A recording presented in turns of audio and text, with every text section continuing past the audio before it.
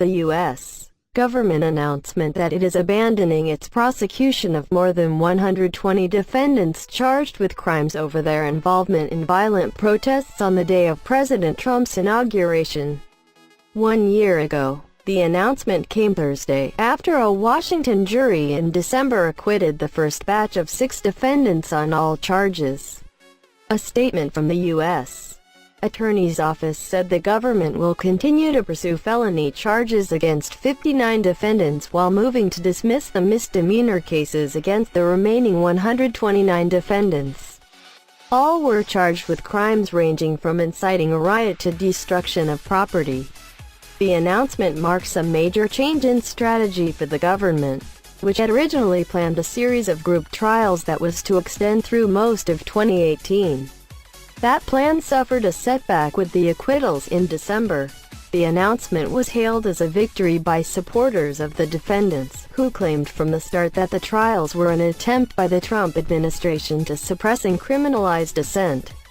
Chris Hermes, an activist and spokesman for the Defend J20 resistance, said the movement still intends to mobilize on behalf of the remaining 59 defendants against what is clearly a political prosecution. The charges stem from a violent January 20th protest, in which hundreds of demonstrators dressed in black, many with their faces masked, marched downtown toward Franklin Square.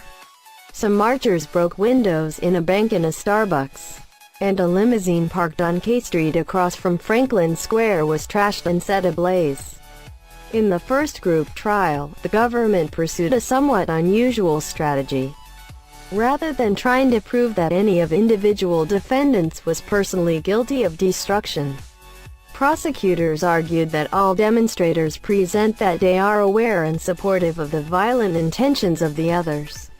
Much of the evidence is consisted of a variety of videos, from security cameras, police helicopters and, in some cases, posted to social media by the defendants themselves.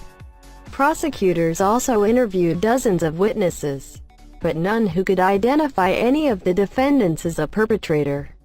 Leibovitz said there simply is not evidence to support the charge, and the jury's verdict proved that prosecutors had failed to present convincing evidence to support the remaining lesser. In Thursday's court filing, Assistant U.S. Attorney Jennifer Kirkhoff said the government is focusing its efforts on the defendants who engaged in identifiable acts of destruction.